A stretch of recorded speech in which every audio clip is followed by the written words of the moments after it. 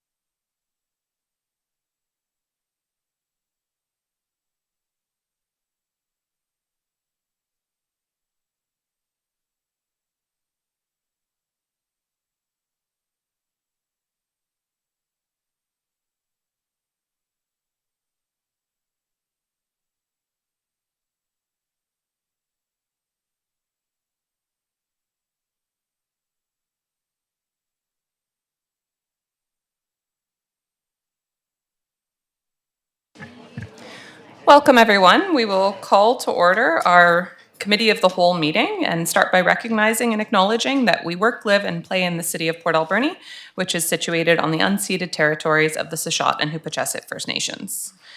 Council, we do have an agenda in front of us. Are there any late items from members of council?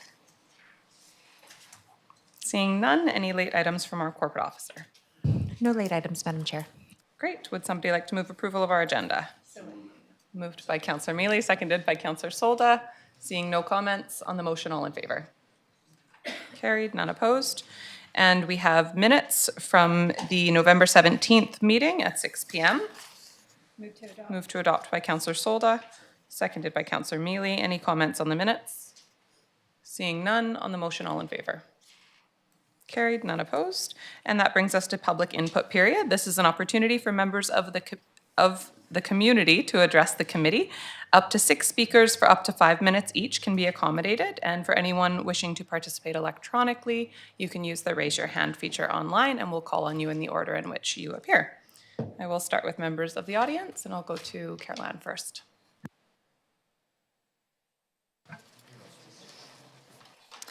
Caroline Zanetti, 3025 3rd Avenue.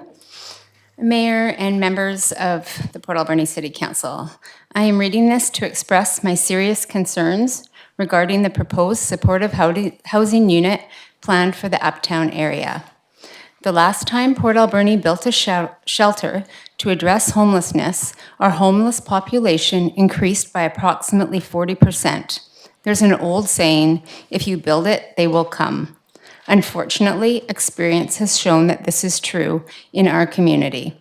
What we do not need is another wet housing unit.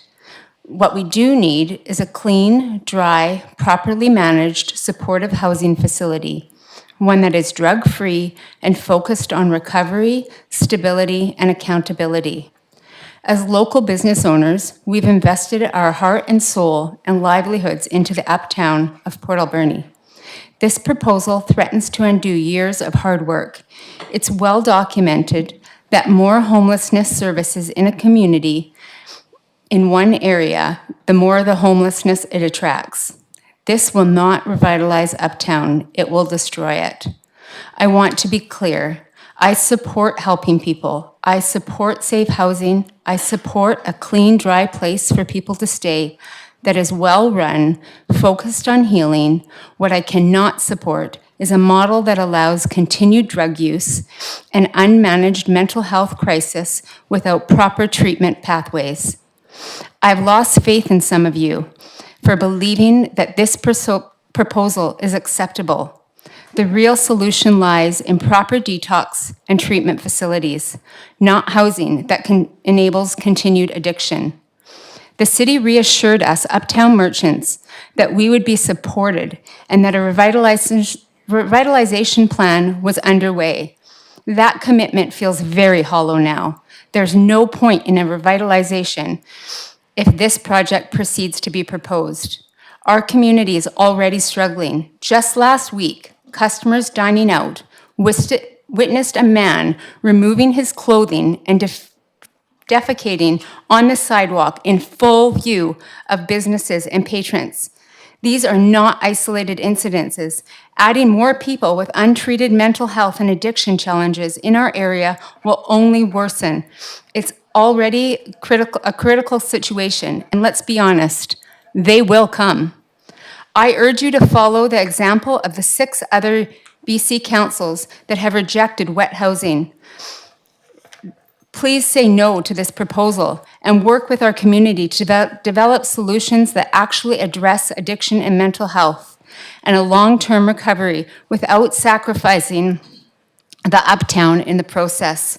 I'm not just asking you, I am begging you to listen to the people that live, work, and invest here.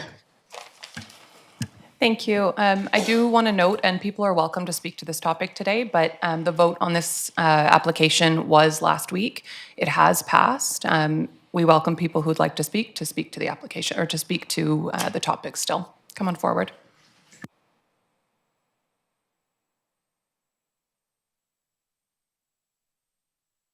One question.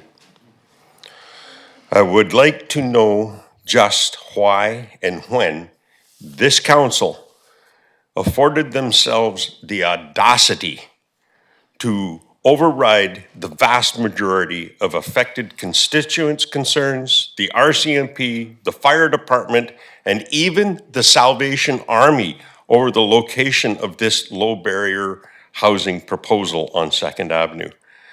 I was under the unfortunate opinion that elected officials were selected to be the voice of the people and act in the best interests of the community as a whole. That belief has now been shattered as you have acted as anything but. Thank you. Do you mind just stating your name so that we have it for our records? You know who I am, I don't know who you Matt are. Stabler. Thank you. Come on forward, Roseanne.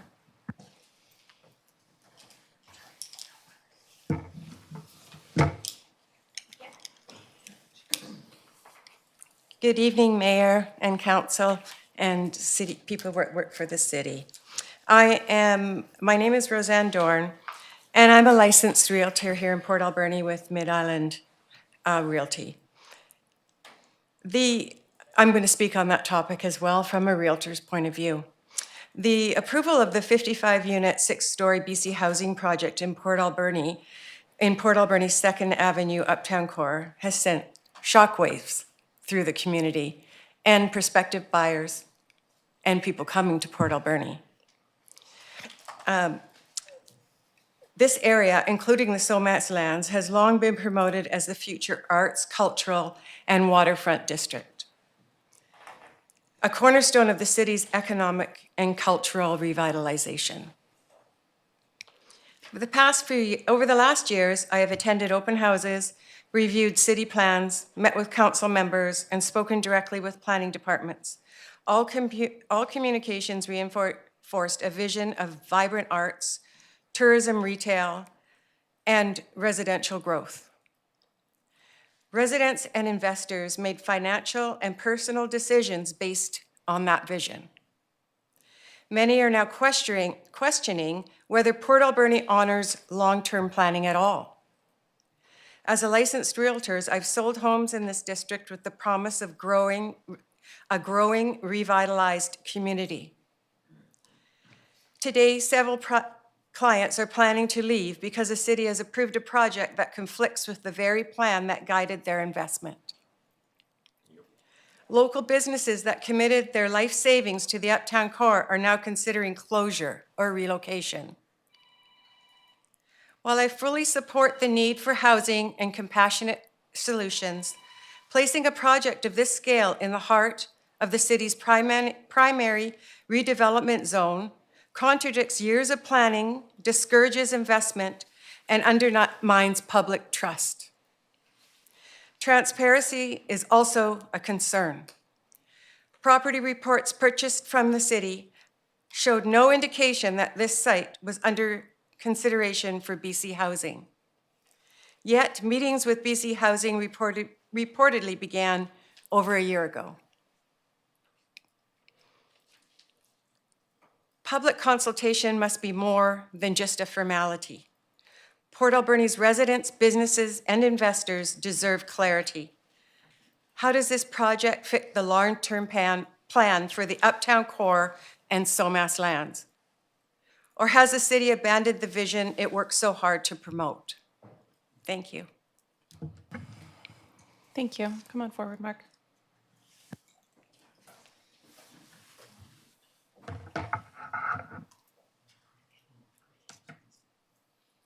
Good evening, Mayor Minions. Whoops, Daisy, you're tall.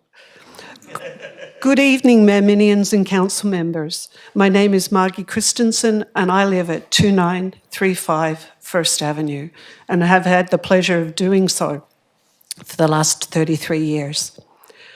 At the January 12, 2026 meeting of City Council, Councillor Patola urged a tabling of the vote to amend bylaws 5136 and 5137 related to rezoning at 3027 2nd Avenue, based on his concern that it would leave doors open that might affect levels of support that are provided by allowing multi-level residential MFR, as well as supportive housing, it's entirely possible for a future operator of the facility to remove.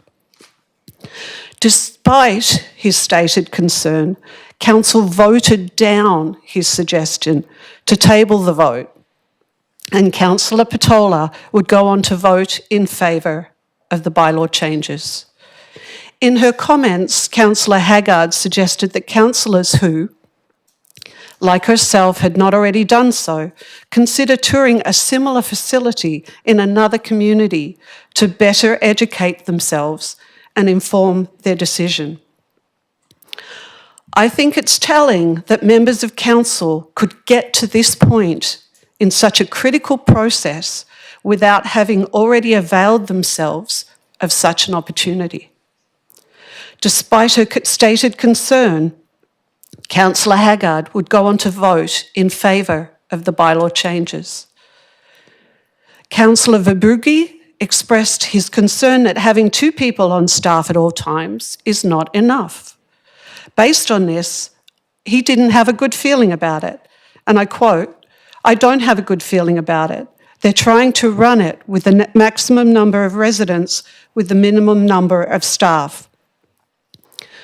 Councillor Verbrugge went on to say, "It is not the right place to have a failure." Despite his stated concern, Councillor Verbrugge would go on to vote in favour of the bylaw changes.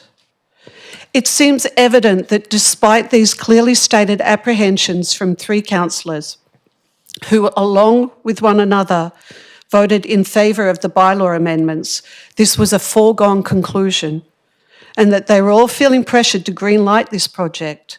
Was all this simply theatrics for an audience of appropriately concerned community members and stakeholders? In addition, when responding to what the neighbourhood around the proposed 2nd Avenue location has gone through, Mayor Minions indicated, and I quote, "I completely feel for that. I was a part of that when I had a business in the area. I shared the struggles that came along with the Port Pub existing in that neighbourhood. But this application is not the Port Pub. It will not devolve into the Port Pub.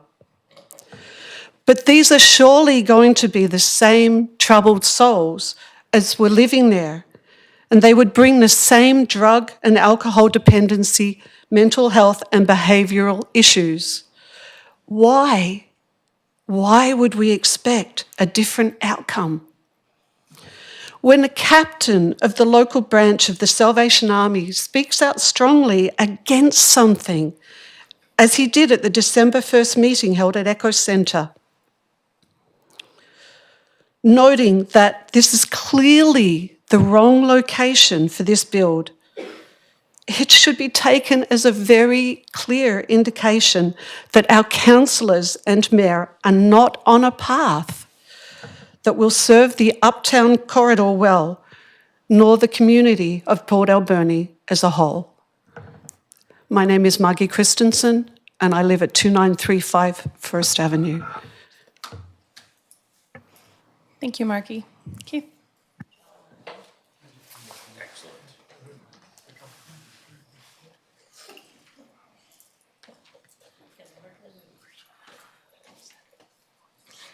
Yeah, my name's Keith Ambrose, 3147 2nd Avenue.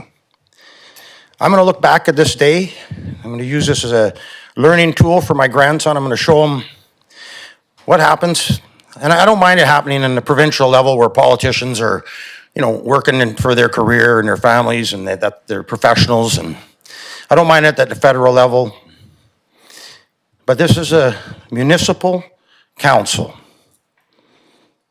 My impression, I'm 64 years old this month, my impression was that we elected, when I say we the community, when we elect people, it's because we want them for our representative. Something stinks in this room. This process, in my view, and we spoke to this issue, was a foregone conclusion. I want to tell everybody in Port Alberni what I know. 8 years ago, I learned about this project. At least 8. Don't quote me on the exact day, 8 years ago. I'll tell you how. Sat in the middle of this room one day in a meeting, didn't know what was going on. This was on Scott Smith's last rotation with the city, and he was called before the current council of the day. And they asked him some questions. I did not know the subject matter, and I was in the middle of the room, but I heard some things that I'll never forget. Never. So I heard Canal View property. Boom, one ear went up, one ear, because I know what that meant. We got the best piece of property in the city of Port Alberni's on that hill down by the old Swale Rock. Okay, I knew that's that one. The one with the eagles in the trees. Then I heard that of the 3 proponents, one of them has dropped away because Island Health demanded 3 floors of their build. And then both ears come out. And I knew. I had to raise my hand. Now, this wasn't supposed to happen at this meeting. This was a haphazard thing that happened. And I put my hand up and I asked some questions. Property, Canal View, that wouldn't be the one behind the Swale Rock, would it? Answer, yes. Okay, then I said, okay, of the 3 proponents, one of them dropped away because Island Health demanded 3 floors of their build. So I said something like this. I said, that wouldn't be for somebody who maybe worked for a living, maybe some pensioners, would it? Silence. It was met with silence. The next meeting I came to, the CAO, Tim Ply, followed me out, got to about the midpoint, put his arm around me, and he said, Keith, you're just wrong about the location. It's on 2nd Avenue. And I said, no. I asked about the location. It's the right property, the one with the eagles in the tree behind the Swale Rock still to this day. I thought Tim Ply lied to me. I thought for years he lied to me, but I'm an old man and I've learned along the way some more information. It was on 2nd Avenue. He was correct. This program, this project has been in the works for a long time. I've seen work done on this, hundreds of thousands of dollars on this project. And other people can't see what I see. I've got an eye for stuff, and I question stuff going on. I've seen a lot of work done on this project. It doesn't show on the land. But a lot of money's been spent and a lot of meetings have been held. So at the end of this meeting, I'm going to ask some questions about who knew what and when, how long. The public was tricked and has been on many occasions into believing that the public engagement process means something. This is the one time, though, however, where we were at Echo Center and this council, minus I don't know if Mr. Verboegi was there. I don't believe you were, sir. But this council heard from the public, and they heard loud and clear. And this is the first time, I want to say this out loud too, first time in my life ever, that the room agreed with me. Ever. Okay? Now, that took some doing. These people were angry. Okay? And they figured some stuff a little late in the game. So I'm going to ask at the end of this meeting, who knew what and when? Because you people, in my view, you had many meetings about this. This process needs to change where the public finds out after all of the all the T's have been crossed and all the I's have been dotted. You people approved this a long time ago, in my view. Now, I'm really shocked to hear, I wasn't here at the last, that you, sir, voted against it, and you, Ms. Solda. That shocked me. Thank you, though. Thank you for shocking me. Good. I was thinking it was going to be 100%.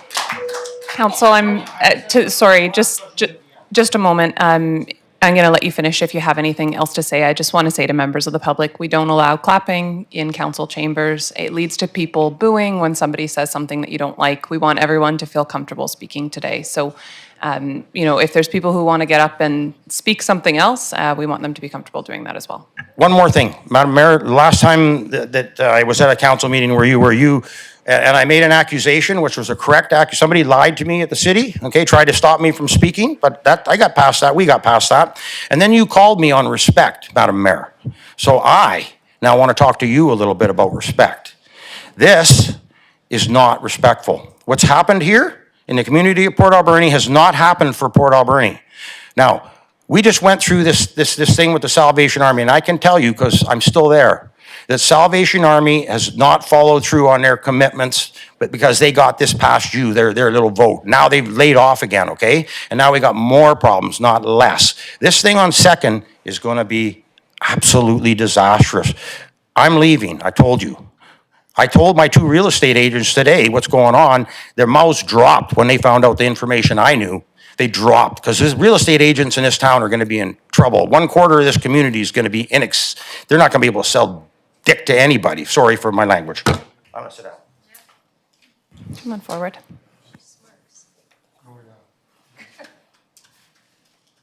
Hi, my name's Paulette Parkin, 2829 First Avenue.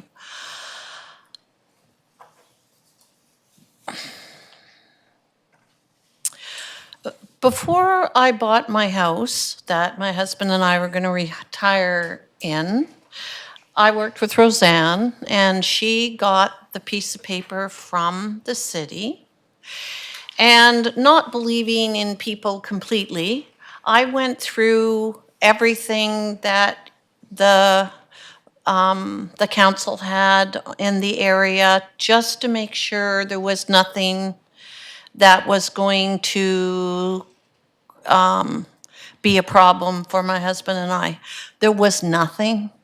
There was nothing. We bought the house. We're not going to live there. So I guess my question, I got 2 questions for you. Are you guys going to pay then? Should I have to sue you? Because my house is not worth what I paid for it anymore. So now I'm going to have to sue you as the council to make up because you weren't transparent, and you've known this for years that was going in there, and you didn't say anything to the public, and it wasn't in your documents. So that's not fair to me as a person who pays taxes, who's over 65.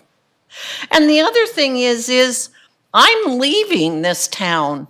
I believed in it. I believed in the arts district. I believed in the key to key thing. I believed in all of it. I got sucked in.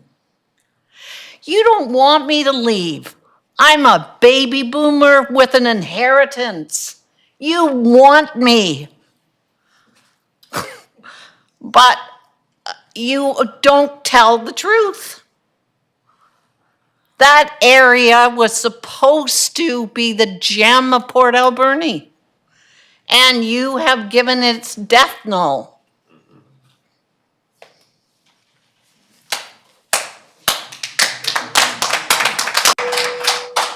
Members of the public, we have rules around clapping for a reason. I appreciate that you like something that someone is saying. Our alternative option, if we can't control the room in a way that meets the expectations that we set here, is to end the meeting. We don't want to do that, obviously. We are out of speakers. However, I'm going to ask council to allow more people to speak if they'd like to tonight. But I do have to ask that members of the public respect the rules that we've set in the room. Okay, so if council is okay with it, we typically, if council is okay with it, we allow 6 speakers up to 5 minutes each, but we have used about 10 minutes less than that. Some people have been short, so I would propose we go for 10 more minutes to allow a few more people. Thank you. Moved by Councillor Solda, seconded by Councillor Mealy. On the motion, all in favor? Carried, none opposed. And if you could just introduce yourself. Thank you, Council. I would like to see some respect paid to us as taxpayers, as citizens of this community. I haven't seen that, okay? It was pointed out, when we showed up at Echo for the meeting, it was just so you could tick off all the boxes. You were legally required, but all of this was done in the shadows, around the corners, behind the bushes, without anyone else knowing what was going on, right? We were all kept in the dark, all of us. And we tried to tell you then that this is a disaster, okay? You've destroyed your own plan for the crown jewel of Port Alberni, the little tourist destination. Get off the Johnson Street corridor and go see what Port Alberni can offer. We're gonna create a arts center, and what have you done? You're building a den of thieves. And not just a little one, a massive one. Huge, has no place here. You knew that. Most of you knew that. It's common sense. There's no big secret here. There's no conspiracy theory. This is plain and simple. Common sense. Unfortunately, common sense has to be taught. We seem to have forgotten that. And some people refuse to learn or listen. Okay? And that's a clear example of what this city council has done. It has chosen to ignore all of us. Thank you very much. Could you let us know your name so we can record it? Thank you. Oh, I'm sorry. I thought I made that perfectly clear at Echo. My name is Alan Kim Schroeder. I live at 2823 2nd Avenue and have resided there for 50 years. And I too am a senior. And I am seeing the crime rates go up. And I'm seeing the public intoxication. And I'm seeing the defecation and the squalor, right? You guys aren't living in the neighborhood. But come stay at my place for a little while. I'll expose you to it. Thank you very much. Thank you. Are there other members of the public who'd like to speak? Come on forward. My name is Les Toth. I am at 5262 Argyle Street. In the meeting in Echo in December, I believe it was, the date, over 50 people arrived to kind of listen, to discuss, over 35 speakers. And I'd like to thank the 2 councillors that did not agree to that project. The 4 others, I'm a little sad. I invested my time, my dollars, my volunteer time with Chamber, with other organizations in the community to try to help with our area. Gail's with me all along. Yeah, very disappointing. I'm so disappointed. To me, feel like I have not been heard. And I'm sure that over 35 other people that were speaking were also not heard. So again, for the 2 councillors that voted yes, or voted no, thank you. And thank you for having the vote recorded. Thank you. Are there other members of the public? Come on forward. Anna Perry, Perry, citizen at 5661 River Road. I think we've had ample comments to make it fairly clear that consultation is a tremendous issue around this project. And if this project were to go ahead and go to fruition without further consultation, I think there's a fair amount of evidence already before the council that it has some rough edges and not enough public consideration. So if it is up to a member of the public to make a motion that the city council reconsider and reopen, you say that the vote was made last week, and I'm taking it from your making that point, that your point is that this is a closed matter despite our comments. And if that is the case, it's within the council's power to reopen and revisit. And my proposal as a citizen of the city is that the city council do just that, reopen and reconsider with due consideration and consultation, much like the city did when it proposed the new pool, for example. The swimming pool project consultation was tremendous. And there was online information about other projects such as the trails, et cetera. I think that this project did not have enough consideration and its impact. It's a very small community, 55 units and 6 stories. This is a long-term impact. And the impact sounds like it is going to be tremendous. It is a very delicate balance, the business and residential tourism district. It's already got a very delicate balance. I won't add any hearsay information, but there is a lot of information before the council. I think it would behoove the council to retrace its steps and reopen. Thank you. Show of hands. Thank you, Anna. Is there anyone else who'd like to speak in public input? come on forward.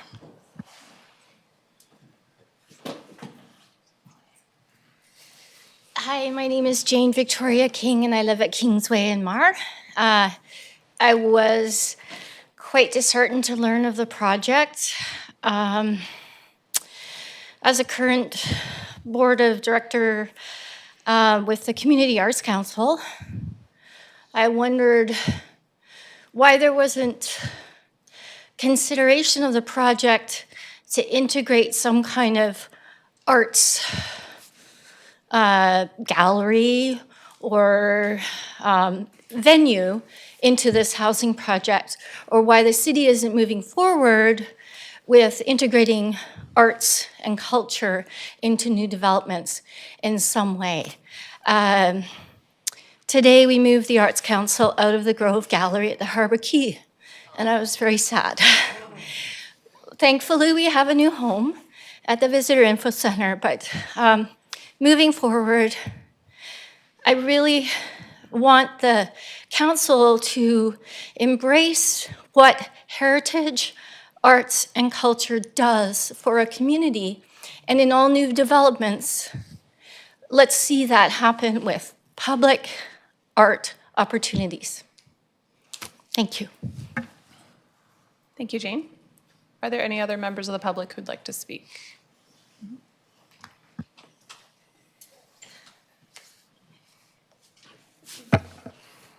Brandon Ford, invested in this community, multiple properties next to you guys. Continuation of trying to invest more in the uptown based on the thought of bringing better to our community, cleaning up this side of town. I feel comfortable speaking on this because at the end of the day, I have put my personal money where my mouth is on this. I want to see improvements. I don't believe what we're doing is the right path. I know you guys have a tough decision to make. I don't envy what you guys go through, business owners in this, and having to really risk your own business trying to do what you feel is right.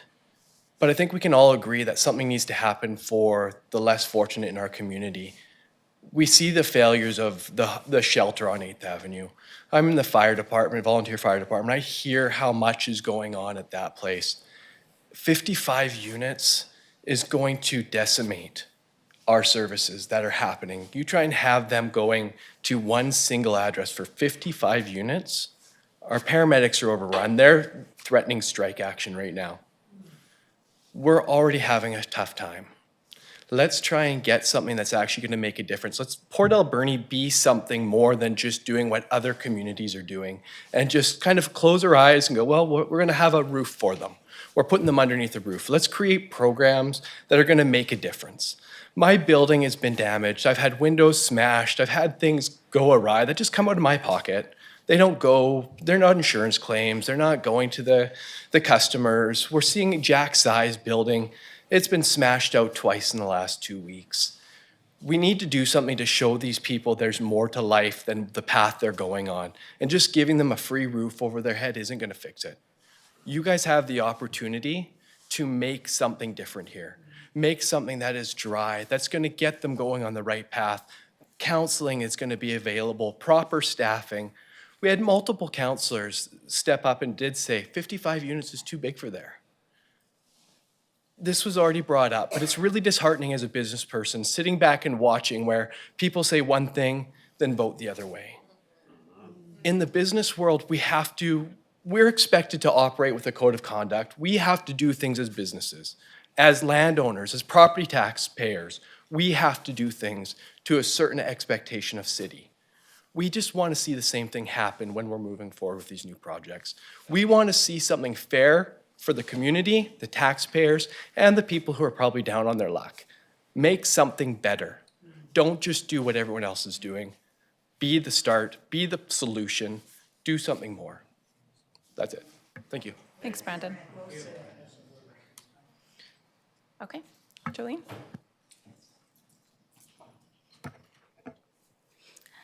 Mayor and Council, I was not planning to speak to this. I am later on the agenda, but I'm Jolene Dick. I'm the CEO of the Alberni Valley Chamber of Commerce, and I'm a resident on Argyle Street at 5251 Argyle, I believe, the Thunderbird building. And I just wanted to speak up and be curious, and maybe council can give insights and reassurances to those that have spoken against this property. It did confuse me hearing from members of the Chamber of Commerce that did attend the public hearing where they said the majority of people in the room did not support this.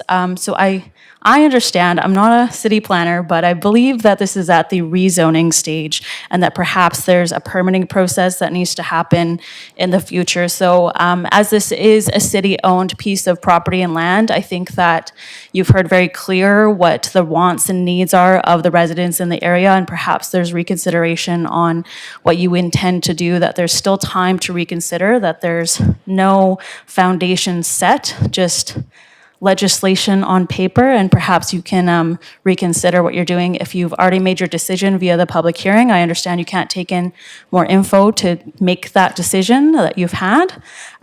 So I think there's an opportunity to get creative and innovative on how you can meet the needs and demands of the community and the vulnerable, and find ways to appease the citizens that it will be most impacted from that. And so as the Chamber of Commerce, I know that I've heard, this is the vision for Uptown, is to be a revitalized place, and then this decision, there's a perception that it will contrast that vision. So I just wanted to add my 2 cents and maybe find light in this complicated matter. Thank you. Thanks, Jolene. And we have time for one more person if anybody else would like to speak. Okay. We will move on to our agenda then. Item number 1, under delegations, we have Alberni Valley Chamber of Commerce. Come on back up, Jolene. Hello, I'm Jolene Dick, CEO of Alberni Valley Chamber of Commerce. We are the operators of McLean Mill National Historic Site, and for anyone that is a follower of council business, they would have saw the correspondence last week in the agenda package that we have decided to not seek renewal of a contract in being operators of this. Here with me to present is Elliot Drew, Director of Operations. Sorry, I'm just a little distracted from the movement behind me. We're just here to bring our annual report on what happened in 2025 and what we plan for 2026 operations-wise for the site. So I'm going to take a back seat and let Elliot drive. Thank you so much.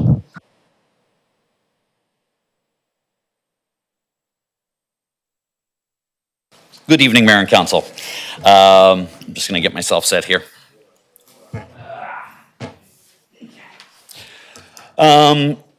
So it is wonderful to be in front of you all today. I look forward to updating you about what has been going on at McLean Mill over the last year and what our plans are as we finish up our tenure out there for 2026. Did I do it right? I did.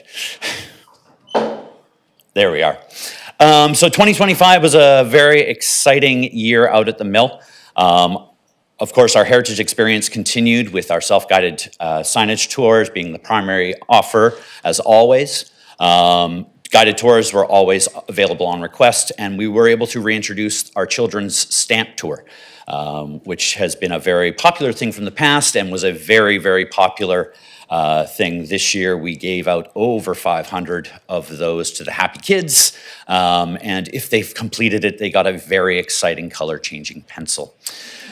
They loved it. Of course, with site management, our staff worked on ensuring that all the buildings were safe, open and staged. And of course, we were able to work with the city throughout the season on some major safety upgrades, which are nearing completion at this point. Most of the work, I believe, has been done. There's just some cleanup that needed to be done.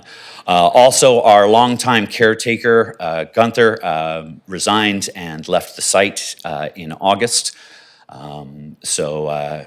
We were sad to see him go, but it was definitely time for him to find other opportunities, and he's got himself a new trailer, and he's a much happier man, if such a thing is true of Gunther.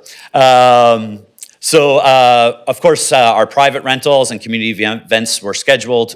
We were able to rent out the kitchen throughout the season to V9Y Catering, which was great to have them out at the site using that facility.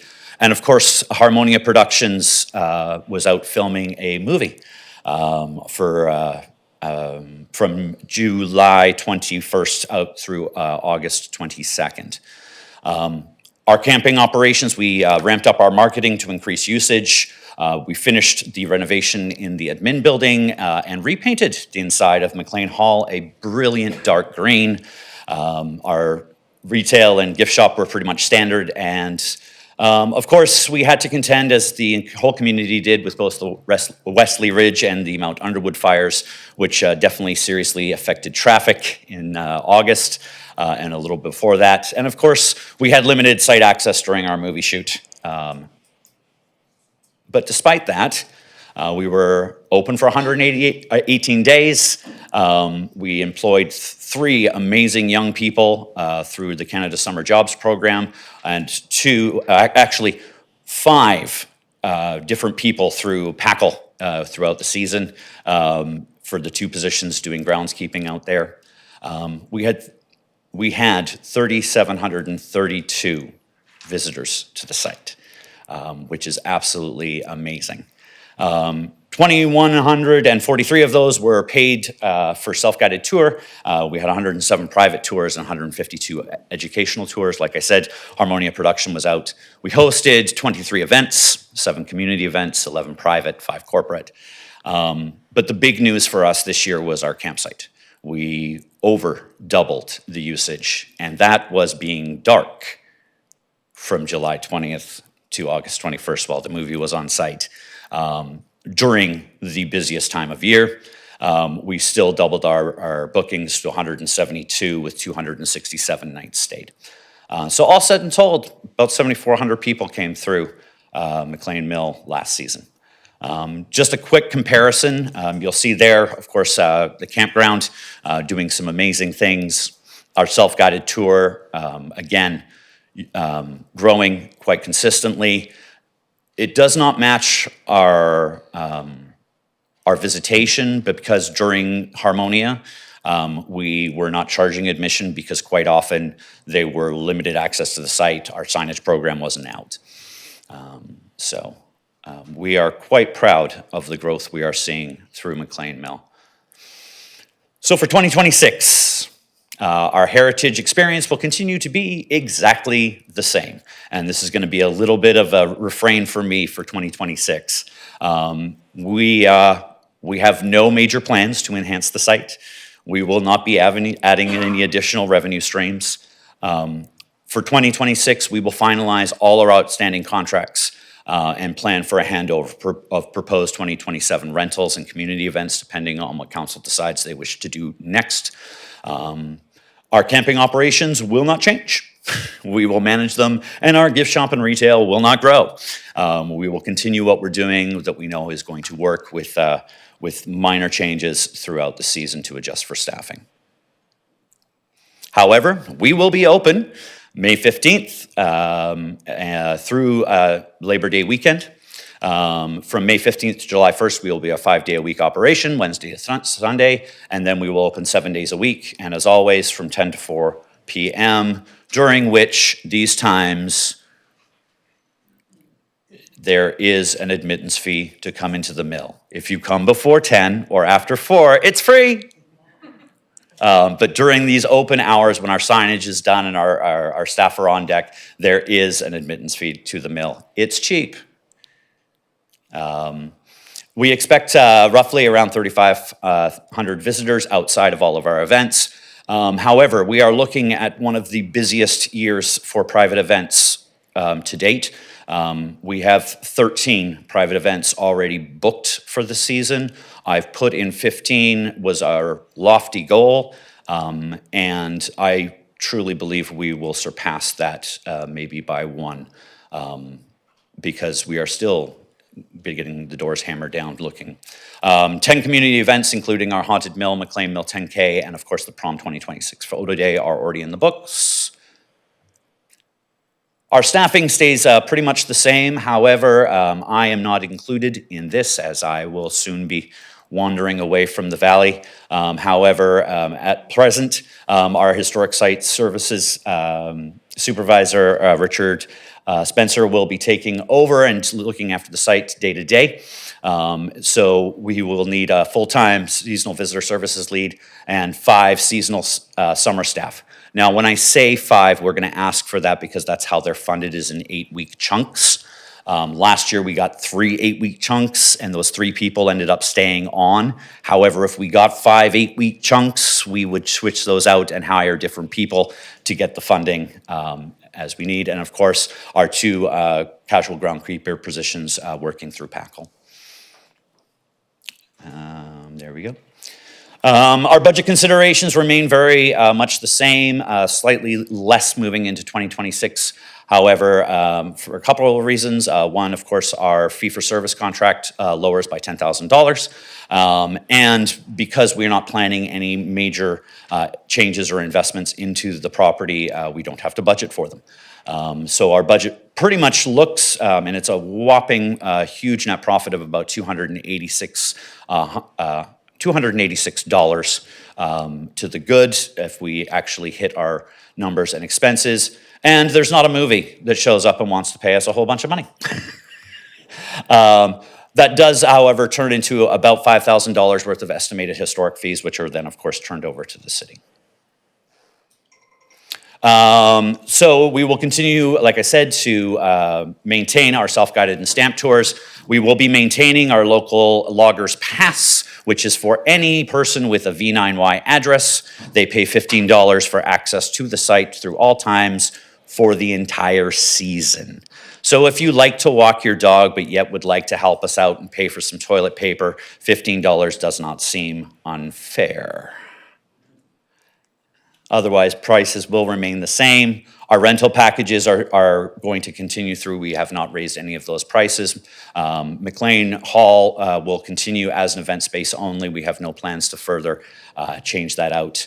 And we are continuing to look for other people that might be interested in our kitchen rentals because it definitely helped out this year. Look at our beautiful models there, Mike. You might recognize them. Our camping facility, again, will remain the same. We will be booking a little earlier this year at the end of February to start booking through the campsites. If last year was any indication, we will have full long weekends very quickly. So if you're looking for a great place to stay or somebody else, remember that we have a beautiful campground. Like I said, our gift shop and retail will not be changing. And we will continue only to be serving prepackaged food through our completed mill stores in the admin building. So that brings us to what I'm really here to talk about today, now that we've done that, and that is the responsible exit. It is very much our intention to see this site continue to be an asset to this community. Time after time, because we haven't cared enough or we haven't planned enough, the changeover in management of this site has caused it to suffer. We do not want to see that. We have proven, I believe, that McLean Mill can be a sustainable endeavor. A sustainable endeavor, not a profitable endeavor. But there are very few things in this world when it comes to arts and culture and heritage that are profitable endeavors. But it is definitely sustainable, and it is an asset to our community, and we don't want to see it take a step backwards. We've done some great work, and it can be continued. So, first of all, you should know that we do not plan on taking any dollars in for 2027. However, the changeover is happening, and a lot of our event requests coming through are now looking at 2027 dates. We will continue to promote the site as best we are able to give the information we can and to secure those dates for people, but it will not be secured with money. It will be secured with a promise to pass them along to whoever and whatever is next. We do not want to be left in a moment where there is ambiguity between us and our potential renters, or you and us. We want to make this a very clean, especially a clean financial situation. But that does mean that decisions need to be made fairly quickly to take the best advantage of what happens in 2027. I was really fortunate today to meet with the new director of Parks, Rec, and Culture for the first time, to take him on a walk through the site, to introduce him to what our program has been, and along with Sheila, manager of culture, to begin that conversation on how we can best be of assistance and help to you. We have 3 years of expertise, and I think we've done a very credible job in making this site something that is sustainable. So please use us. We're here for that. It is our sincere intention to work towards making this a successful transition. And we are available and will make ourselves available to do so. But the decision has to first come from this council to give staff a vision for what they want to see next. It has been 3 years, and this is the refrain I have asked time and time again. It can be anything you want it to be. But if you don't make a decision on what it is, time and the elements will take that decision away from you. So, our final thought is really this. We will continue to make sure this site operates at the highest level that we are able. We will put our all into ensuring that. But we need you to make those decisions so that we can help you the best we can to make sure that McLean Mill continues to be the asset that it has been for this community, to be a moment where people from all over this world can come and learn about our heritage and the heritage of this province and country. So it has truly been an honor to steward this treasured piece of Alberni history. It was not something that I ever thought I myself would be doing. But it has truly been an amazing opportunity. I am very thankful for my time out there. It is a beautiful place, and we are very fortunate to have it. And it is an amazing place to be able to share my love of this community with the world. So if there are any questions, I'll happily take them now. Thank you. No questions, but from myself anyways, but I do just want to recognize all of the work that's been done out there. Elliot, Richard, Jolene, and many others who have been involved in what I think has really been revitalizing the site out there in a really beautiful way.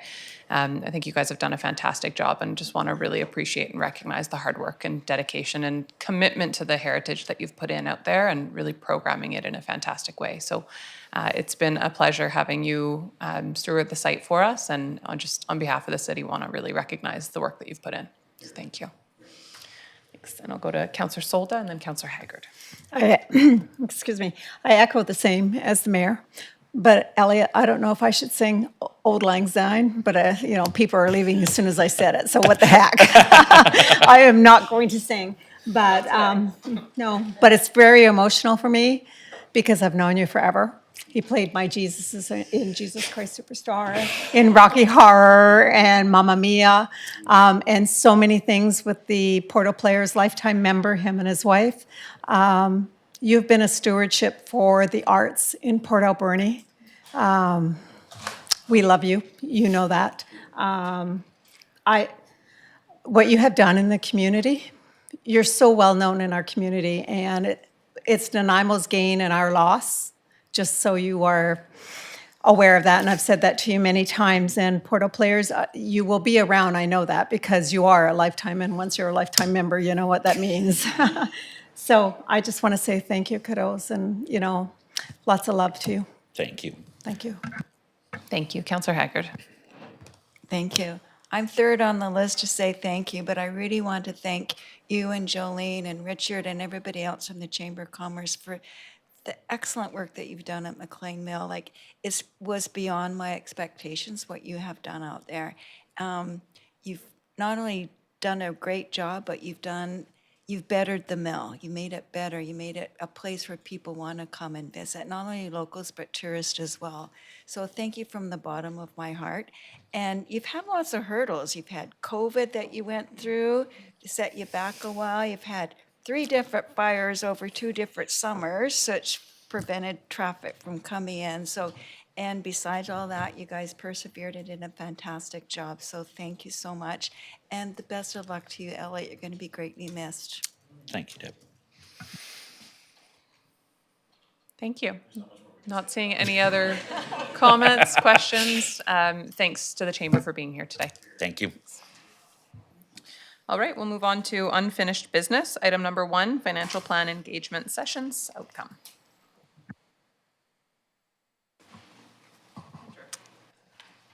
Thank you, Madam Chair.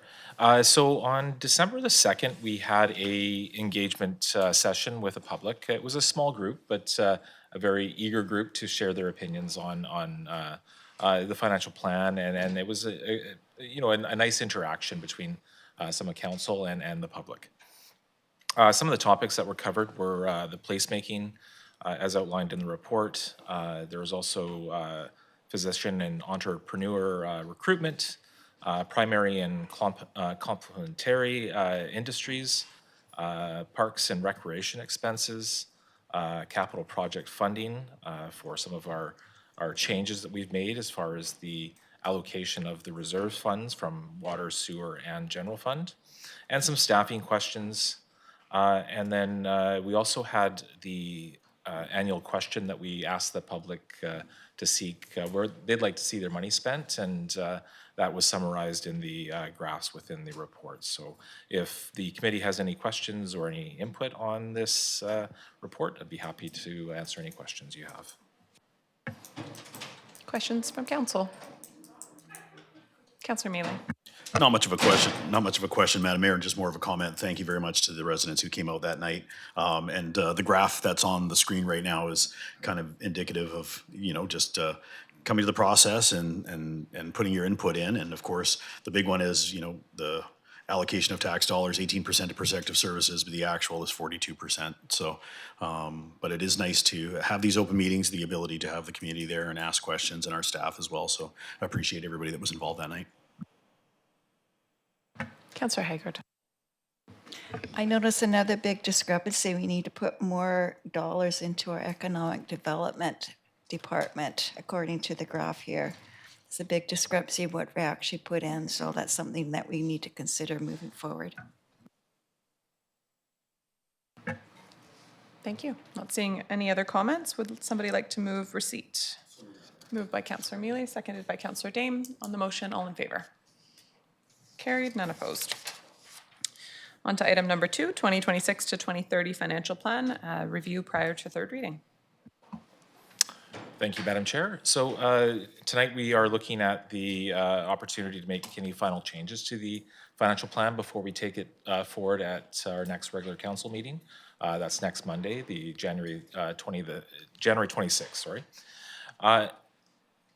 There is an option within the report that looks at the asset management reserve contributions based on the non-market change. We could make that recommendation, or we could bring that back as an amendment to the financial plan, but that is an option that administration has brought forward as an option for the committee to consider, but it is not recommended at this time.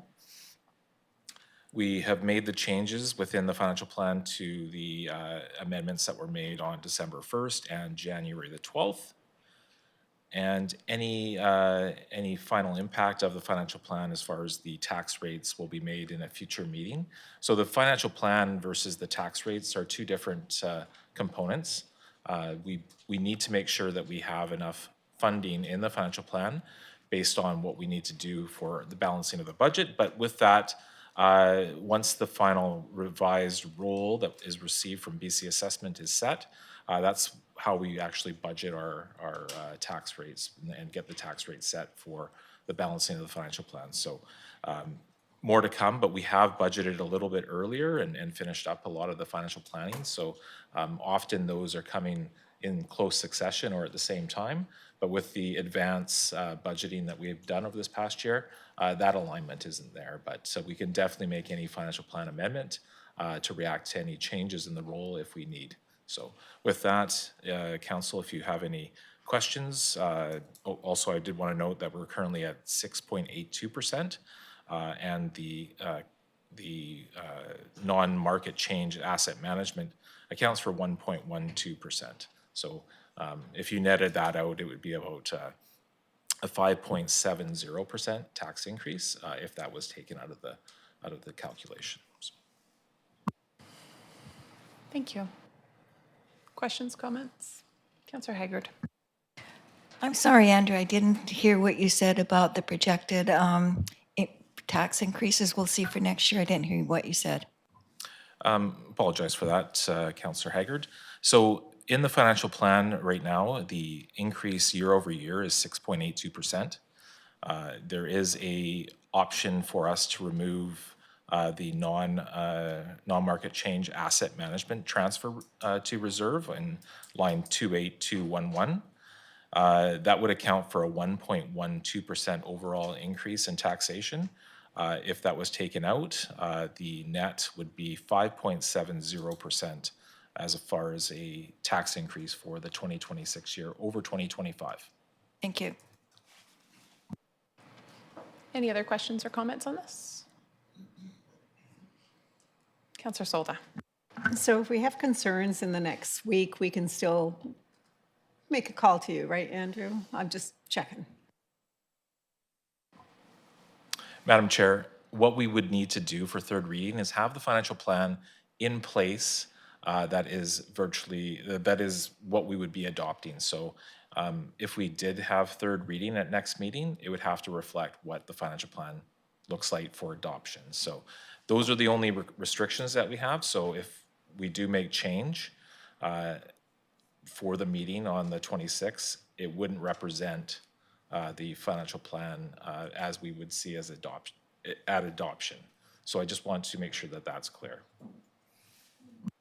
So I guess my concern is what we've been hearing from the merchants and seeing the letters that we have received and some of the buildings and the windows they've had to replace, you know, some people quite a bit of time.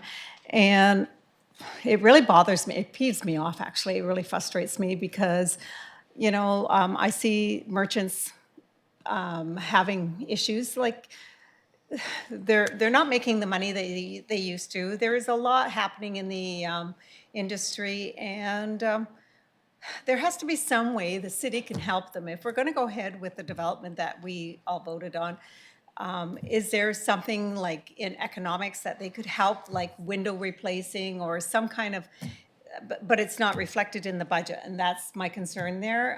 It really sucks that the taxpayers in general would have to bear that burden of what's happening, but we have to do something, either have people on the security other measures or something like this, and it's really been weighing a lot on me in the last month or so, and I've Googled other communities, what they're doing and stuff like that. There has to be ways of enforcement, and I know the RCMP are out there, but is it enough? Obviously, it's not. So, I mean, it's like mom and dad saying to the kids, don't touch that, and as soon as your back's touched, if your back's turned, the kids touch it, right? So it's the same thing. You can have all the people walking the streets you want. As soon as your back is turned, somebody's breaking a window.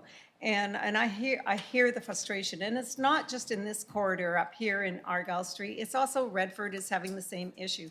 What do we do? I mean, is there something we have to add to a budget or a line? That's where I'm at.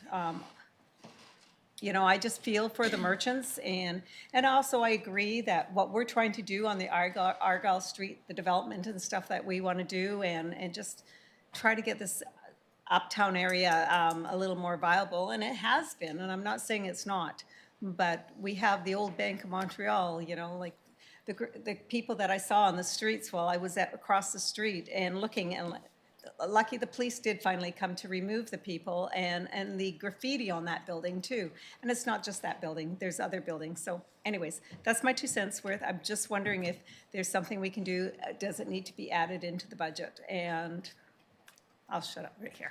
Thanks. Just before I go to our CAO, I want to note that maybe 7 or 8 years ago, the city of Port Alberni, you don't even have to look to other communities, started a security enhancement program for local businesses, and we ran that for, I think, 2 years. It wasn't a huge amount of uptake, but we basically cost shared security enhancement for small businesses, focused in the uptown area, but available to any business areas of the community. It was a reasonably small budget. I think we put $20,000 into it the first year and a little less the second year, but we did make some positive improvements for businesses and were able to help with that cost. So we could look at something similar again. And that was more proactive rather than broken windows reactive. But I think if we wanted to do something like that, we have the framework in place if we find a small budget. Councillor Smith. And I remember that, and it worked very well, and I think it would be positive. It's something, it's not, 20,000 is not much, but it's better than nothing. But I'd also like to see our bylaws tighten up on the absentee landlords who aren't fixing up their buildings, because derelict buildings also presents what we're having issues in around our community too, on top of that. So either we tighten up those bylaws for those landlords to start fixing up their building, and I know we started last week as one, but there's also those slum landlords, and I don't care if I publicly say that because it's the truth.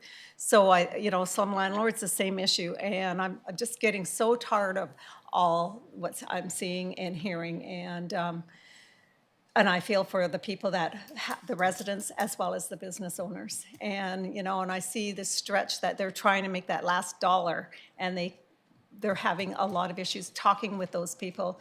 I'm referring to the businesses, the small businesses around, how quiet it is. And I know January, from being in business, is a quiet month. January and February, it's a struggle.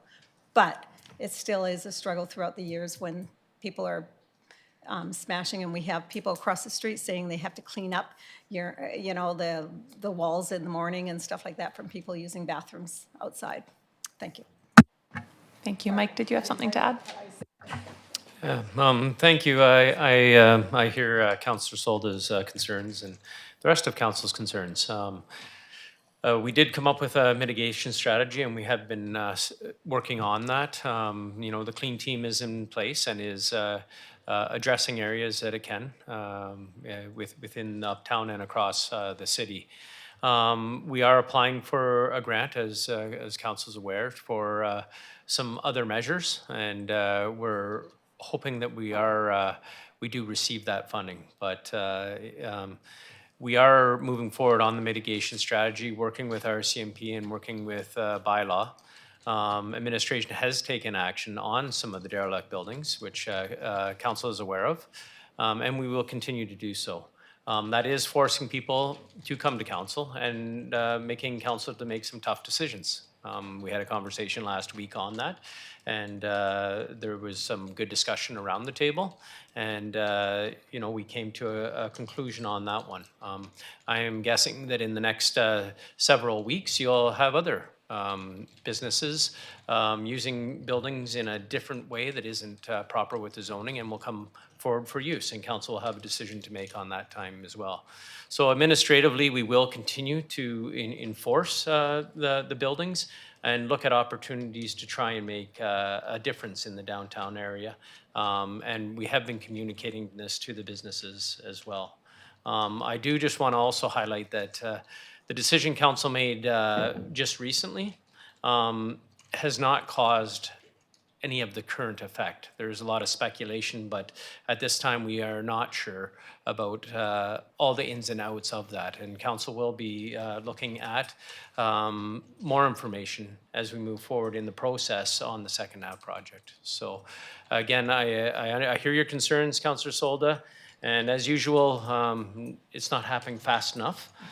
But administration does hear Council's concern, we're hearing the public concern, and we're doing what we can with the resources we have.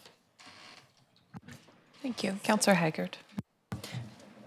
Thank you, Councillor Sola. But just to add to what you suggested, we did have a graffiti program at one time too. Is that done now? It's still in place? Okay. And also a few years ago, we had the facade improvement program, which was wonderful. And then the use of it kind of died off, so we forgo that. So maybe we need to think about bringing it back again just for a couple of years, so we can, people that want to improve their exteriors, especially in 3rd Avenue area and Argyle, have the ability to do so. So just some suggestions. Thank you. Councillor Solda. Madam Mayor, would that have to become a motion now, or would it come at, maybe at the city council meeting? How do you want to see that? You could do either, but if you want to draft something with staff, then you could do that and bring it forward as an amendment to the financial plan. As our director noted, we have time on the financial plan still. So if it comes to our next meeting and we want to make a few amendments or consider amendments, we can do that and push it off without any concern. Sure, I'd like to make that a notice of motion now and then refer it to with staff. We'll have a little discussion. Thank you. Thank you.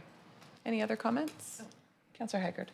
Sorry, I just wanted to thank staff because this seems like it's been a very painless budget year without a lot of stress. So I really want to thank the financial department for working so hard on this budget and bringing forward a really good budget that we don't have to stress about and work hard on, because you've done all the stress and hard work. So thank you so much. Thank you. Councillor Mealy. Thank you, Madam Mayor. I'll move that the Committee of the Whole receive the report titled 2026-2030 Financial Plan Review prior to third reading as information, and recommend that Council provide third reading of the financial plan bylaw on January 26, 2026. Thank you. Moved by Councillor Mealy, seconded by Councillor Dame. Any comments? Seeing none on the motion, all in favor? Carried, none opposed. Thank you. And no additional staff reports, no correspondence, so on to new business. Item number 1 is Community Investment Program and 2026 recommendations.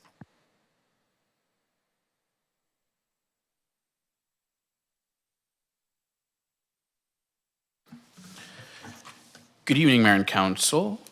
In September of 2011, Council approved the implementation of the Community Investment Program, which consolidated the former Grants in Aid program, with funds allocated from gaming revenues. The CIP provides a structured process for local nonprofit organizations to apply for grant funding annually, rather than submitting individual requests throughout the year. The program primarily supports community events and programs that would not proceed without financial assistance.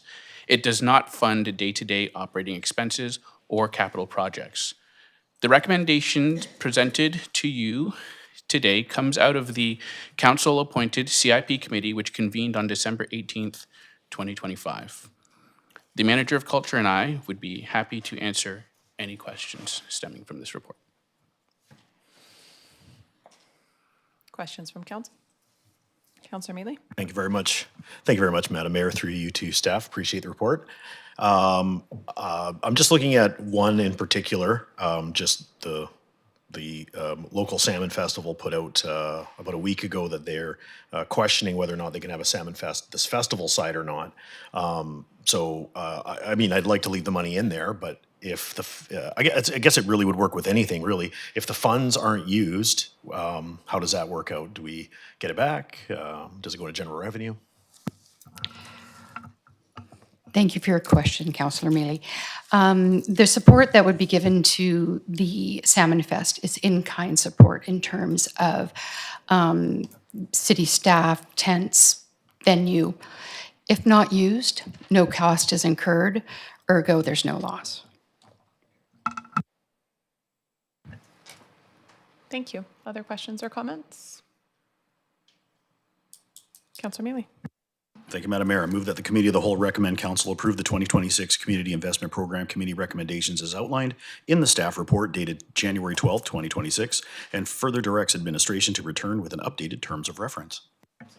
Thank you. Moved by Councillor Mealy, seconded by Councillor Patola. Seeing no comments on the motion, all in favor? Carried, none opposed. Thank you very much. And on to item number 2, the HEART program and 2026 recommendations. Thank you again, Mayor and Council. Before you is an informational audit of the HEART program from 2021 through to present day.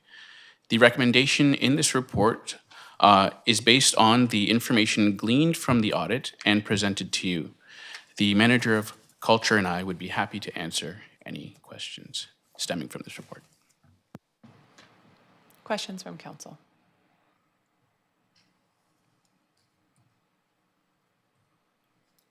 Councillor Solda. It's not a question. I just want to say the HEART program's always been a valuable program in our community, and I'm glad people use it. So I think it's a really worthwhile program. So I just wanted to state that. And hopefully, maybe what the question I'll ask is, how do you promote this? Like, how will people know about it? Because obviously they're not here. And maybe in our programming guides, I understand that, but there's people that don't get that. So how are we going to promote this program to others? Because there's a lot of new people in our community. Thank you for the question, Councillor Solda. My understanding is traditionally this has been communicated to the public through the means of PRC's normal social media chains, also on our website through our leisure guide. It's also, there is a strong push that comes from social service groups that are aware of the program, and there's a lot of direct referral. A lot of people that work in social services are aware of the program, and so a lot of people that come on their radar are funneled to us, and we work in cooperation with those groups to get people signed up so that they can avail of the services. Currently, we do not have a targeted marketing campaign, but so far it seems like there is a slight increase each year, so we assume that the message is being shared through the social services sector in our community. Thank you. I guess, so I see that the recommendation is to revise the eligibility criteria to be available for City of Port Alberni residents only. And while I typically am a big proponent of this concept, I struggle with it in this regard because I think that this program does a fantastic job of enabling positive activity and recreation for everyone in the valley. So appreciate that there is, sort of a secondary recommendation there that is options for regional participation based on financial contributions. I can't speak today. I'm wondering what that actually looks like. Like, are we proactively going and reaching out to the regional district and asking them for a contribution for this program specifically so that we can keep offering it to everyone in the entire Alberni Valley? Have we had those conversations yet? Thank you. Thanks, and through the chair, this would be before, I believe, Louis' time being with the city, and I believe Sheila was just diving into this program at that time. But we did reach out to the ACRD and a lot of the nations in the valley about this sort of idea.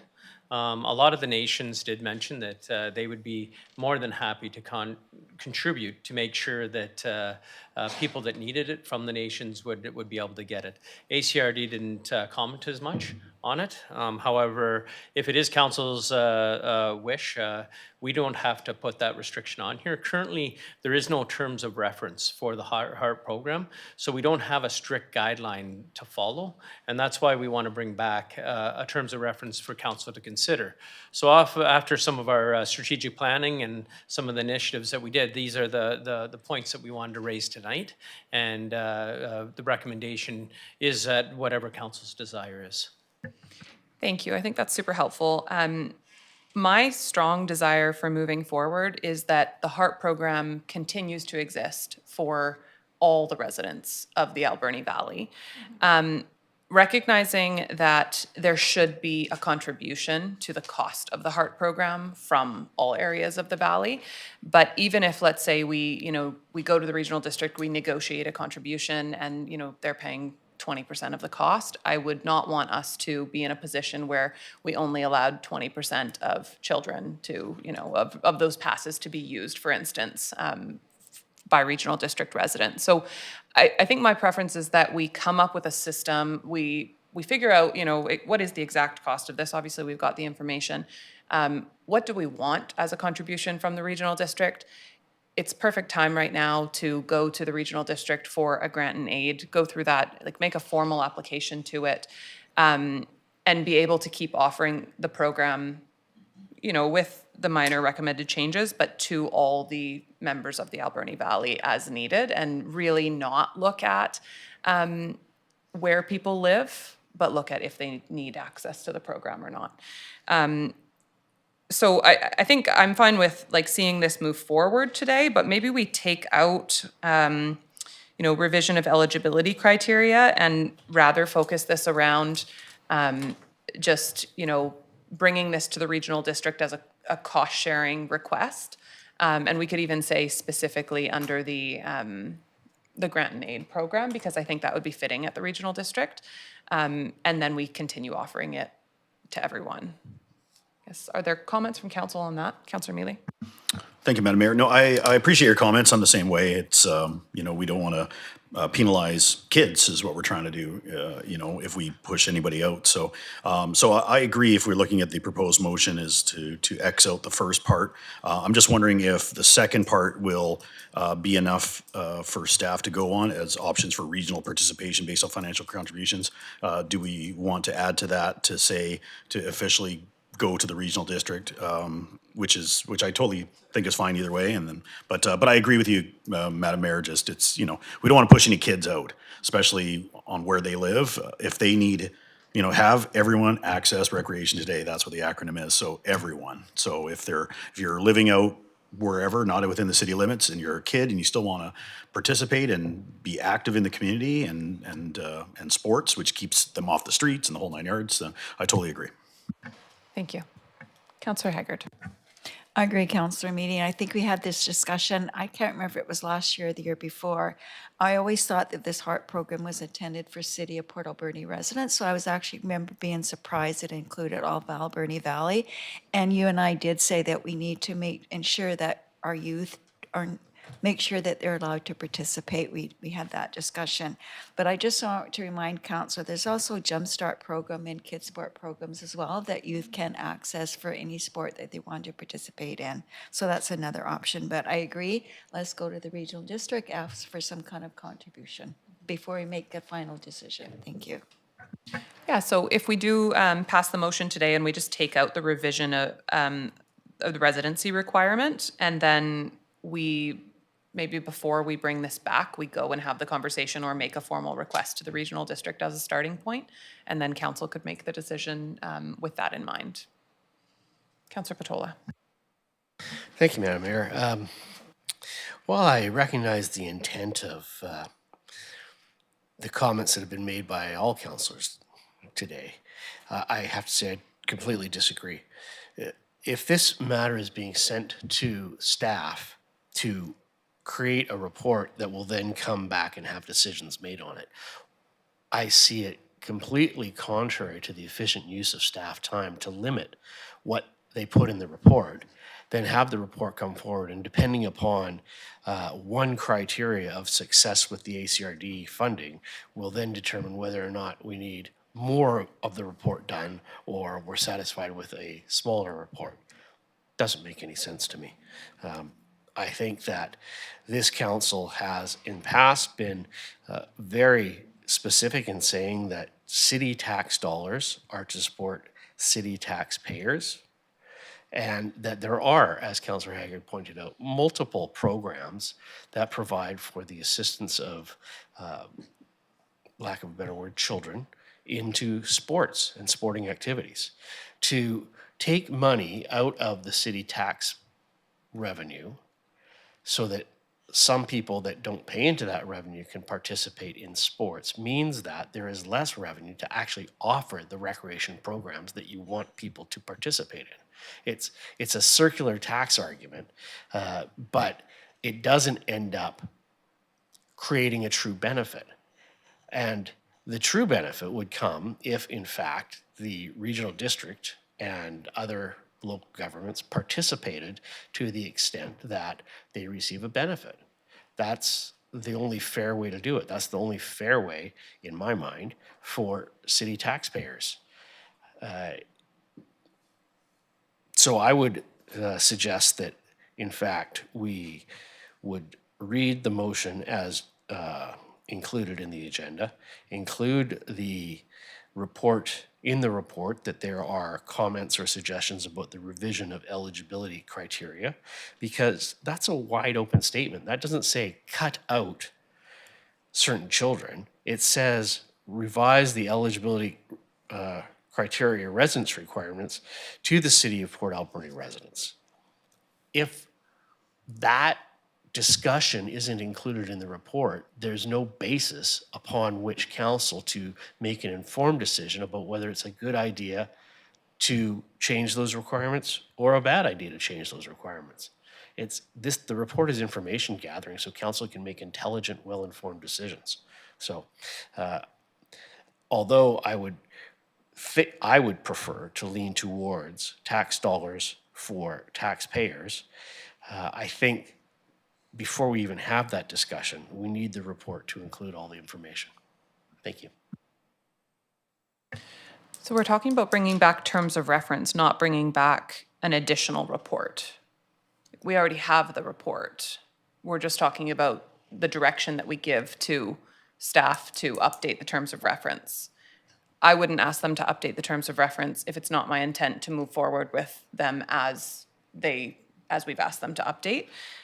So my preference is still that we move this motion without the eligibility change.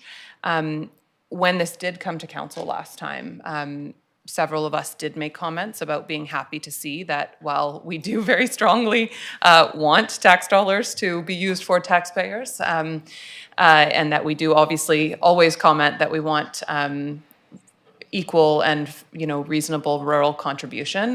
There were a lot of comments made by this council at that time, myself included, that we were glad to see that this program didn't have the same limits and barriers, but rather went to the people in the whole Alberni Valley who need it. So certainly, maybe it's a matter of not asking for an updated terms of reference yet, but just postponing this motion or not reading it at the current time and going and having a conversation with the regional district first about whether or not there's a willingness to contribute, and then council could redetermine and decide if there's a need for updated terms of reference or not. So appreciate your points, but I don't think that, I think that we've already got the report, we've already got the information, we're just asking for the changes to be made, and I'm not ready for the changes to be made yet. Councillor Haggard? Thank you. That was going to be my suggestion. I would like to wait and hear back from the regional district on options for regional participation before I make a decision. So I would like to get their response first, and then we can go from there. So I would like to postpone the motion as well.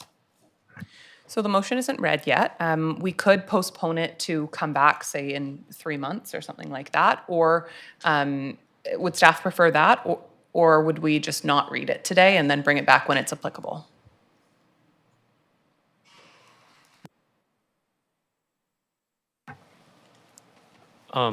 Thanks. Through the chair, I think postponing it would be the right way of doing it. Otherwise, really there is no direction for the report to come back. So I believe if council wants to postpone this motion, to postpone it and direct staff to apply to the grant and aid at the regional district. Thank you. Councillor Mealy. Thank you, Madam Mayor. Just maybe through you to staff, and I'm fine with a postponement until we have that discussion. Is that going to affect the HART program in the next couple of months, or how is it? Just want to make sure that the program and the people that still need it will still have it. Thanks for the question. No, we brought this forward just because we were asked to look into the HART program quite a while ago. And we did find out there is no terms of reference currently. However, we do provide the service. So we will continue to provide the service until we get a different direction from council. Thank you. Councillor Mealy. Well, I'll just make the first one, then I'll motion to receive the report. Moved by Councillor Mealy, seconded by Councillor Dame. Seeing no comments on the motion, all in favor? Carried, none opposed. And I will move that we postpone this report to come back to council in 3 months. And in the meantime, we direct staff to submit an application for grant and aid to fund a regional portion of the HART program. Seconded by Councillor Haggard. Any comments on that piece? Seeing none on the motion, all in favor? Opposed? Motion carried, none opposed. Okay. That brings us to question period. This is an opportunity for members of the public to ask questions of the committee. For anyone participating electronically, please use the raise your hand feature. Mr. Anderson.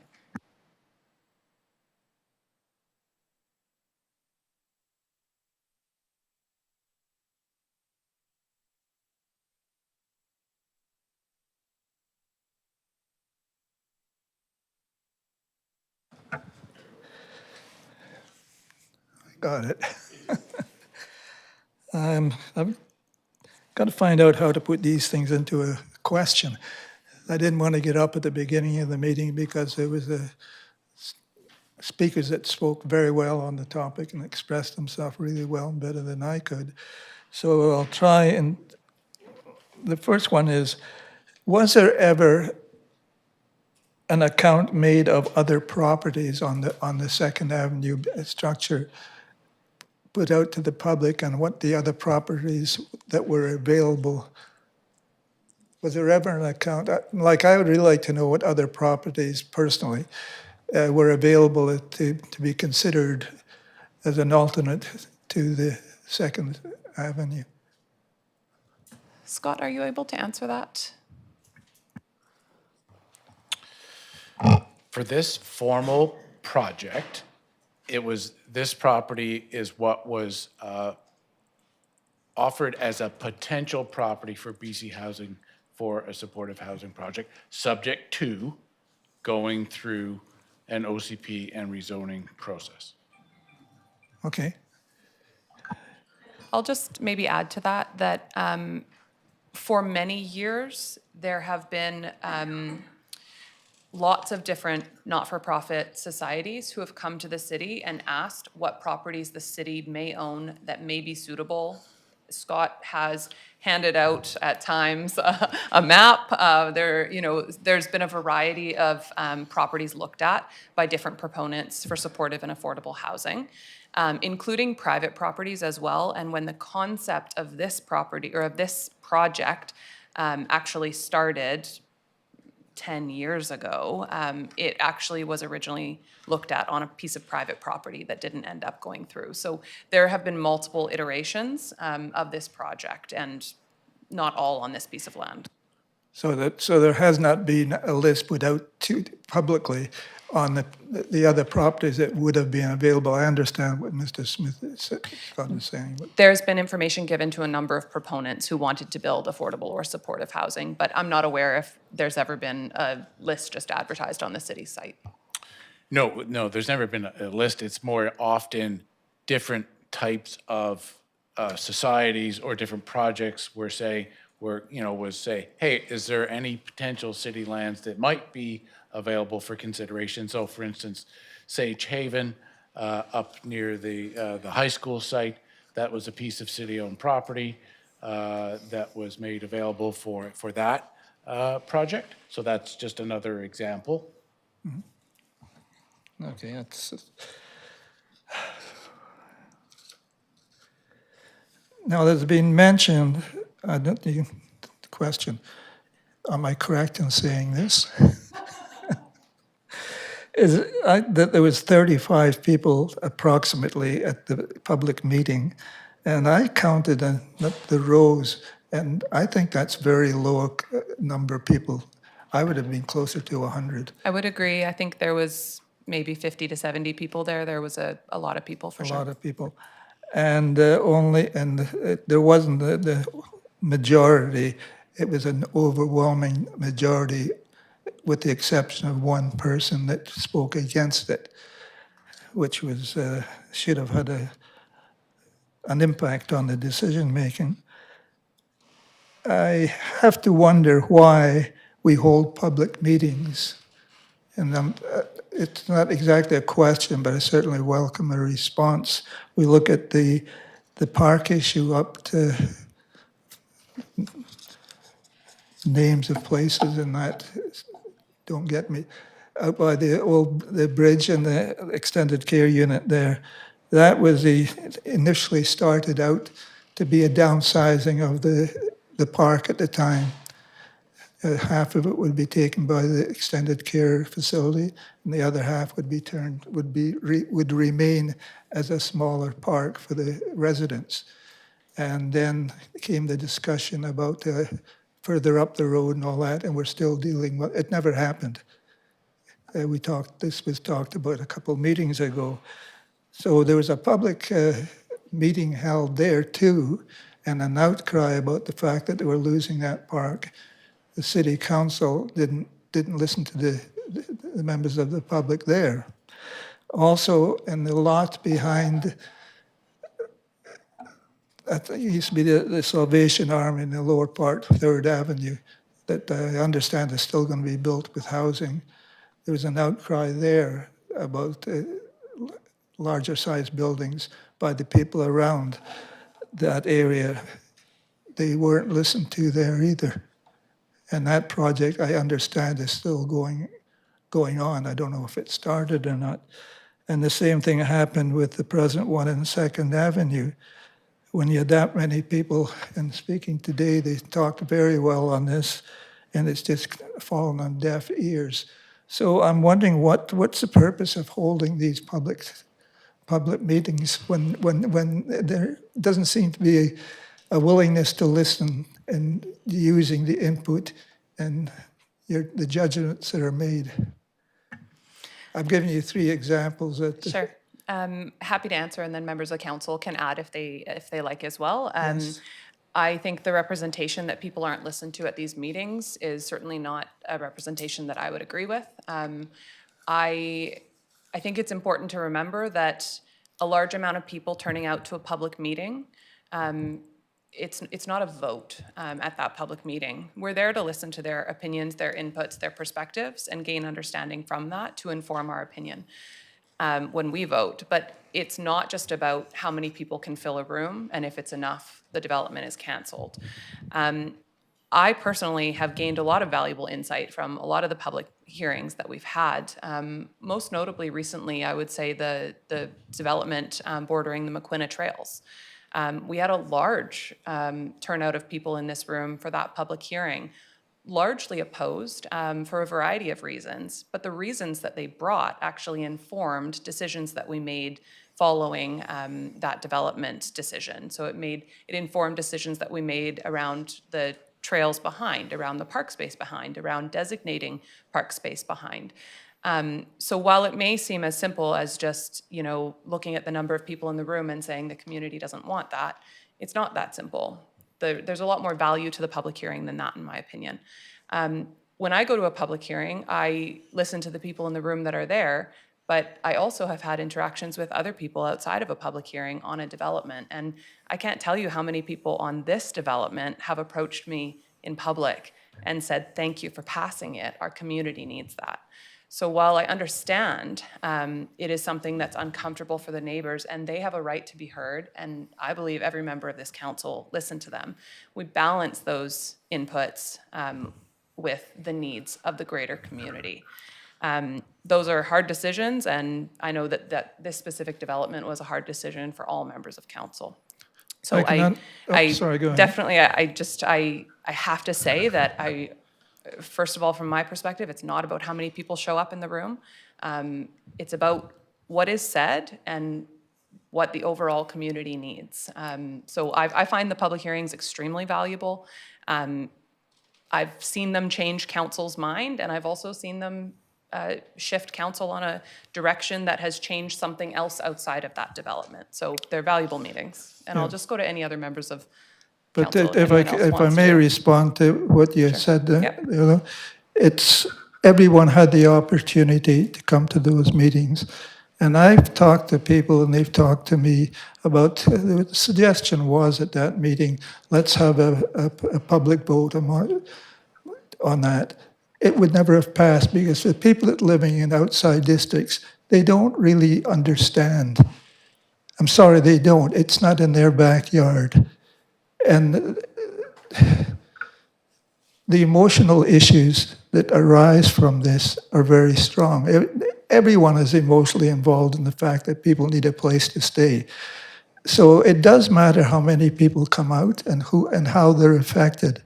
So I disagree with you in that respect. And you're in this case, I'm talking about you, but not anyone. But a mayor or someone holding the meeting, they may have a different opinion. But the opinion of the people that's being affected is at least as important as your personal opinion. And And sorry, Neil, I was just going to clarify that I don't think I said it, but if I did say that it doesn't matter how many people come out, that wasn't my intent. My point is, a certain amount of people filling the room doesn't make the decision. It's still council's decision to make for the best interest of the entire community as a whole. So it's important. It matters when people come out, for sure. We hear those opinions, but that's not the whole picture. It's a part of it. Well, I still have to ask the question, why do you have public meetings? I've just mentioned 3 occasions, and they were certainly all going to have major changes to the area. Anyway, the last one I went to, I was at the last meeting, last Monday, and you went through the 3rd reading. And as soon as Mr. Smith mentioned, he explained a lot of things that I wasn't necessarily aware of, where you had to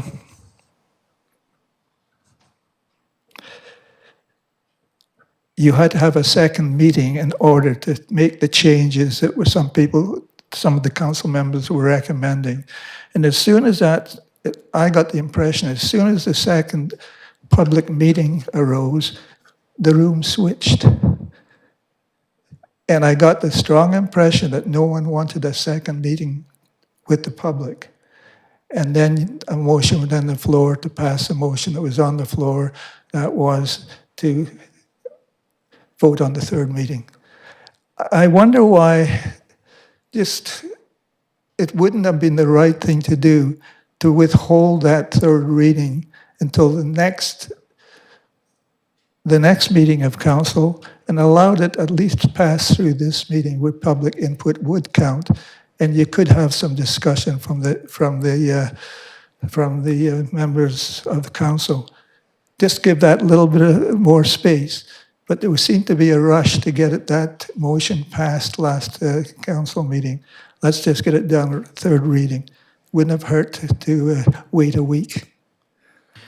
If we would have not moved forward, then just for information, the people who came to our meeting today would not have been permitted to speak on the subject because we've already had the public hearing. So we would not have been allowed to allow people up to speak today on this topic. They wouldn't have had an opportunity. Just for information, that's how the legislation goes. So we're very limited in when we're able to allow input after a public hearing.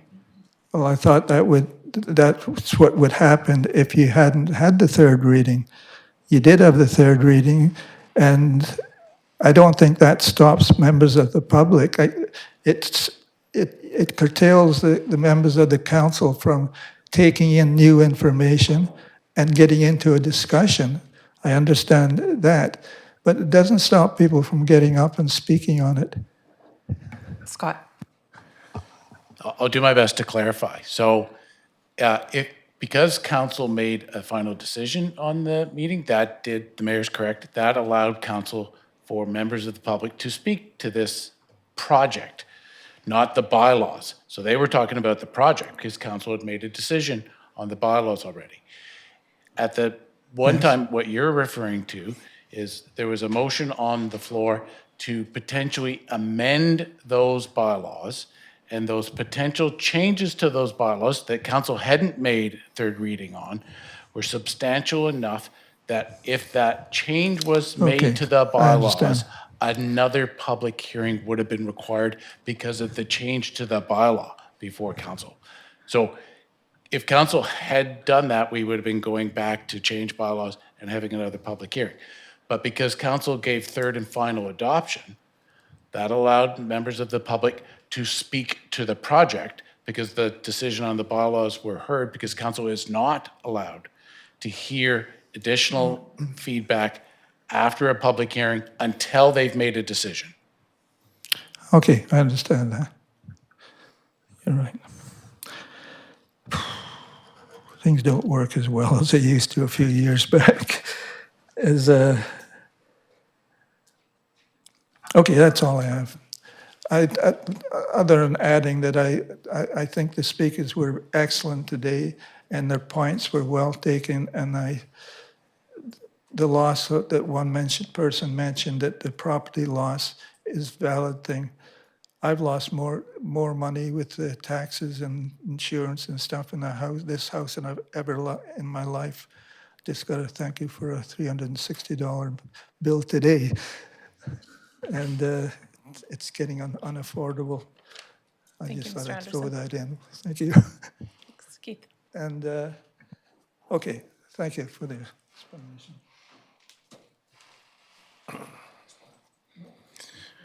Keith Ambrose, 3147 Second. So I have, first, Mr. Fox, I've asked this question several times. I wasn't able to get back at the last meeting. I was doing other things. I would like to know, and when I ask this question about taxpayers, I want to be very clear. I'm a taxpayer. I pay my taxes. I get a receipt. If I own one property, that's one. If I own 10, I'm still only one taxpayer. I pay the tax on 10 properties if I own them. So how many actual people pay taxes in Port Alberni?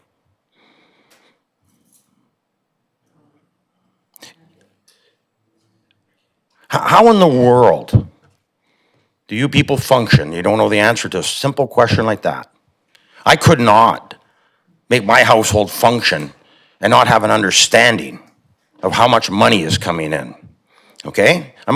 So I'm asking a simple question. It's a simple question, and it's very important in today's topic, and all topics. You people are operating as if there are many, many, many more than there are. You're operating, now I see, and it seems to be desperation. Reach out in the country and get some money. I'll ask that question again when you have an answer, sir, or I'll ask it of your successor. And I'll ask this repeatedly till I get an answer. So now I have a question for each and every councillor. Mr. Verboegi, can I ask you, when did you learn about this? When did you first learn about this housing project on 2nd Avenue? Okay, I believe that because you're new in council. Mr. Patola? I honestly couldn't say without reference to previous agendas as to when it first came up. I learned about. Take a wild guess, please. Thank you.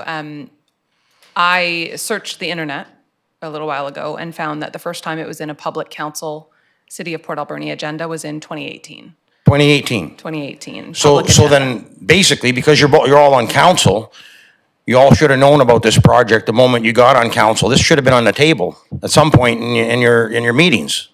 So you all knew about it. Yeah, it has come to many public council meetings. Right. Projects for this specific property. Okay, so can I make a suggestion? I'm an old man, and this is a simple thing for me. Oh, that is simple. The public consultation process looks absolutely useless and fraudulent. You just said something to the last speaker, Madam Mayor, which was all telling.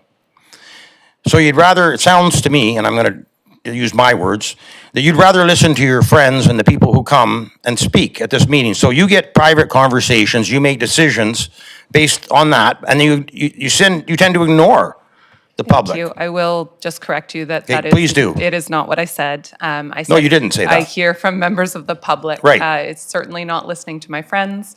It is hearing from members of the public at the grocery store, on social media, and a variety of places. Yep. Other than just in a council meeting. Okay, fair enough.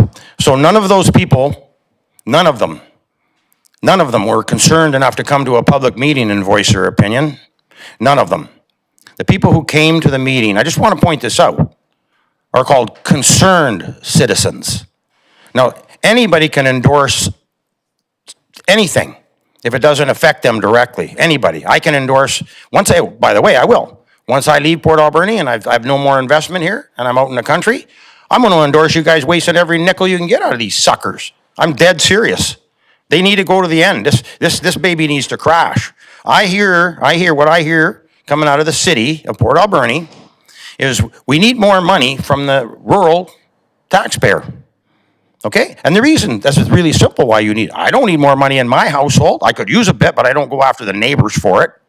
Okay? The reason you're in this trouble is because you refuse to accept that approximately 5,000 taxpayers have a limit. You've more than reached it. Taxes are going ridiculous in this community, and the quality of life is tanking at the same time. This is going to be your legacy. This is what this council and the previous council and Mr. Douglas, when he started this whole nonsense about growing the hospital, the ambulance, the police, and the fire department. What a wonderful thing. What a wonderful thing to grow those services and call them businesses. And now they're all taxed. They're all taxed out. You got people who aren't making it in the health industry who are trying to help other people. Did anybody see the list of requirements for our hospital? How many surgeons, doctors? You're not even looking for a janitor. Mr. Ambrose, I just have to, it is question period, so I have to ask you to get to a question. I got a question for you. Do any of you believe that our health services are going to survive as you burden them with non-contributors who have massive problems? Massive problems. You actually believe 5,000 taxpayers are going to hold this baby together? It's not happening. You've heard from some taxpayers here. You've heard from people, but it's more important to listen to the people who come up to you in the supermarket. That's ridiculous. Yes, they have an opinion. Everybody's entitled to an opinion. But something's gone wrong here. Something's really wrong with the way this system is not operating. You're going to lose the faith that people are going to figure this out. It's a waste of time coming to these meetings. It's a waste of time. You've proven that on this one. I've suspected this for a long time on these votes. I've watched these housing project after housing project come up here, and Ms. Haggard, I watched you say that anything with housing, I'm for. I watched that. Everything. And Mr. Ambrose, I have to stop you. If you'd like to ask a question. Thank you. There's an end to money. There's an end point. It's not a free-for-all where you just do what you want. The public has been some very intelligent people gave you some good advice. This project on 2nd is going to decimate the downtown, folks. Decimate it. And you're looking for improvement. You want to stop and... Thank you, Mr. Ambrose. If you don't want our services to collapse, if you don't want the windows broken, stop inviting them. Thank you. Are there other members of the public who'd like to speak tonight? Thank you, Joseph. Mayor and Council, my name is Joseph Laskosik. I live here in Port Alberni. And I'm just going to, a question was sort of asked during the input period. And I thought, that's kind of a good question. I was thinking along the same lines. I probably know the answer, but just for clarification. It was mentioned, even though something has been passed, it's been brought forward and passed and it's been approved, can it be revisited if a council member decides to bring it up? Say, I think we should revisit it. Can that be revisited and go through the process again? That was sort of mentioned during the input period, and she asked a question, which wasn't a time for a response. And I'm just curious on that for that and other things. If something's passed and there's enough people or a council member has a second thought on something, really, I've had second thoughts on that.